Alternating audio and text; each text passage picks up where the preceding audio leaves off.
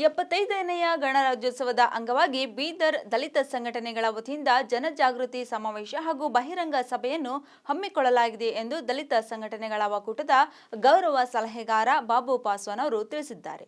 ಇಂದು ಬೀದರ್ ನಗರದ ಜಿಲ್ಲಾ ಪತ್ರಿಕಾ ಭವನದಲ್ಲಿ ಪತ್ರಿಕಾಗೋಷ್ಠಿ ನಡೆಸಿ ಮಾತನಾಡಿದ ಅವರು, ಇದೇ ಜನವರಿ 26ರಂದು 75ನೇಯ ಗಣರಾಜ್ಯೋತ್ಸವದ ಅಂಗವಾಗಿ ಭಾರತೀಯ ಸಂವಿಧಾನ ಜಾರಿಯಾದ ಸಂಭ್ರಮ ದಿನದಂದು ಸಂವಿಧಾನ ಮತ್ತು ಪ್ರಜಾಪ್ರಭುತ್ವದ ಜನಜಾಗೃತಿ ಸಮಾವೇಶ ಹಾಗೂ ಬಹಿರಂಗ ಸಭೆಯನ್ನು ಬೀದರ್ನ ಡಾಕ್ಟರ್ ಬಿ.ಆರ್. ಅಂಬೇಡ್ಕರ್ ವೃತ್ತದಲ್ಲಿ ಸಾಯಂಕಾಲ 5 ಗಂಟೆಗೆ ಹಮ್ಮಿಕೊಳ್ಳಲಾಗಿದೆ.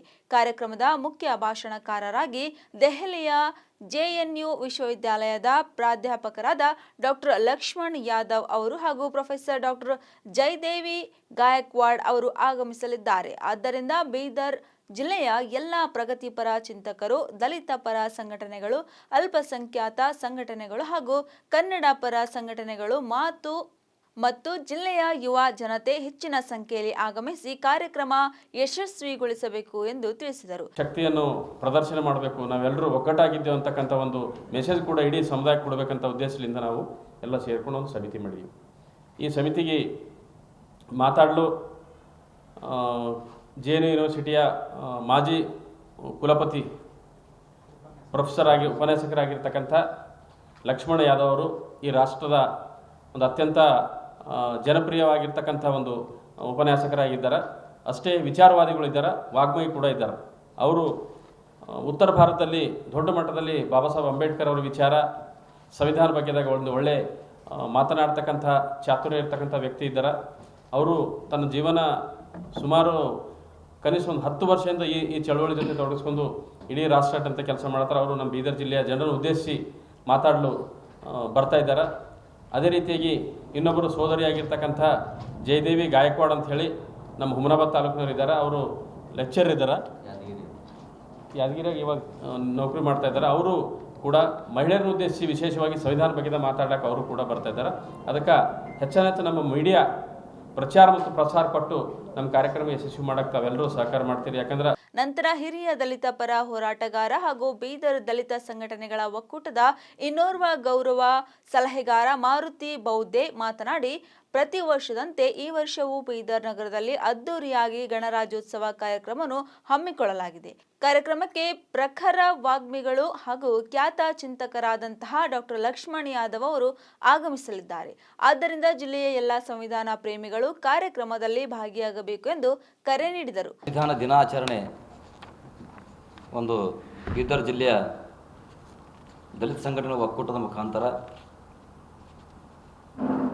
ಇವತ್ತು ಪ್ರಜಾಪ್ರಭುತ್ವ ದಿನಾಚರಣೆಯ ಜನಜಾಗೃತಿ ಸಮಾವೇಶವನ್ನು ಅಂಬೇಡ್ಕರ್ ಸರ್ಕಲ್ ಹತ್ರ 26ನೇ ತಾರೀಕಿಗೆ ಸಾಯಂಕಾಲ 4:15 ಗಂಟೆಗೆ ಮಾಡಬೇಕಂತ ಒಂದು ಒಮ್ಮತದ ತೀರ್ಮಾನ ಬಂದು ಈ ಕಾರ್ಯಕ್ರಮಕ್ಕೆ ರಾಷ್ಟ್ರ ಮಟ್ಟದ ಭಾಳ ವಿಚಾರವಂತರು, ಸಾಹಿತಿಗಳು, ಸ್ಮರಿದಂತಹ ನಮ್ಮದು ಲಕ್ಷ್ಮಣ್ ಯಾದವ್ಜಿ ಅವರು ನ್ಯೂ ದೆಹಲಿಯಿಂದ ಒಂದು ಈ ಕಾರ್ಯಕ್ರಮಕ್ಕೆ ಮುಖ್ಯ ಭಾಷಣಕಾರರಾಗಿ ಆಗಮಿಸ್ತಾ ಇದ್ದಾರೆ. ಪೂಜ್ಯ ಭಂತೇಜಿ ಅವರು ಈ ಒಂದು ಕಾರ್ಯಕ್ರಮದ ಉದ್ಘಾಟನೆ ಮಾಡಲಿದ್ದಾರೆ.